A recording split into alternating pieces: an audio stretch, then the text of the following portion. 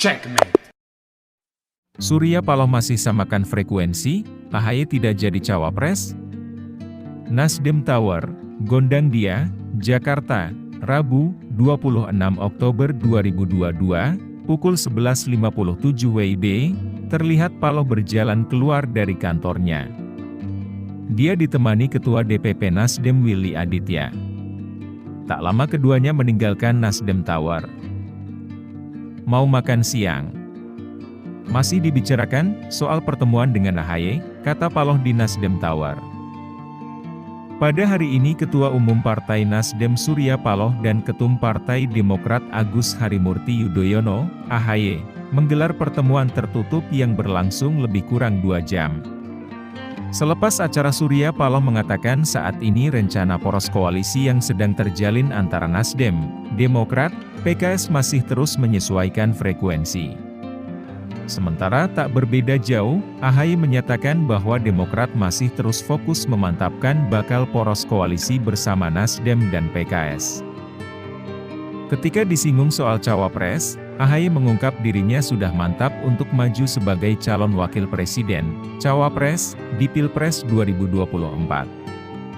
Sementara Paloh mengatakan belum ada kesepakatan dan justru menyerahkan semuanya kepada capres yang diusungnya, Anies Baswedan.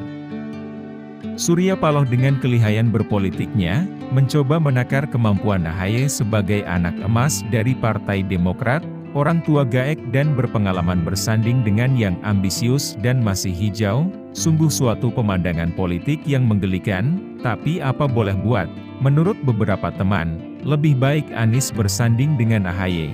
Walaupun dalam berpolitik AHY terhitung masih perlu jam terbang, setidaknya itu membuat Pilpres menjadi lebih semarak. Akan tetapi dikarenakan masih hijau, sepertinya AHY tidak paham akan maksud dari bahasa halus yang disampaikan oleh Paloh tadi. AHY terlalu kepedean, atau bahkan malah tidak paham sama sekali maksud dari Paloh itu. Setelah Anies ditetapkan sebagai calon presiden, entah sudah berapa kali Nasdem menyampaikan bahwa Anies diberikan kewenangan untuk memilih calonnya. Dan ketika di hadapan AHY hal tersebut diulanginya lagi, ditambah dengan pernyataan bahwa masih akan menyamakan frekuensi menuju koalisi, mungkinkah? Apakah? Bisa jadi pernyataan itu bisa diartikan sebagai ketidaksetujuannya pada pilihan AHY sebagai cawapres? Menyamakan frekuensi bisa berarti ada ketidaktersambungan antara Nasdem dan Demokrat, dan mungkin bisa jadi kepastian dan kepedean AHY berujung pada dipilihnya cawapres dari partai lain. Ya begitulah kalau berurusan dengan partai yang pernah menjadi bagian dari kekuasaan, oposisi terlihat seperti merengek-rengek dan mendekati dengan berbagai cara, dan Surya Paloh terlihat enjoy karena powernya dan strateginya mengusung Anies membuahkan hasil yang lumayan. Salam gara-gara.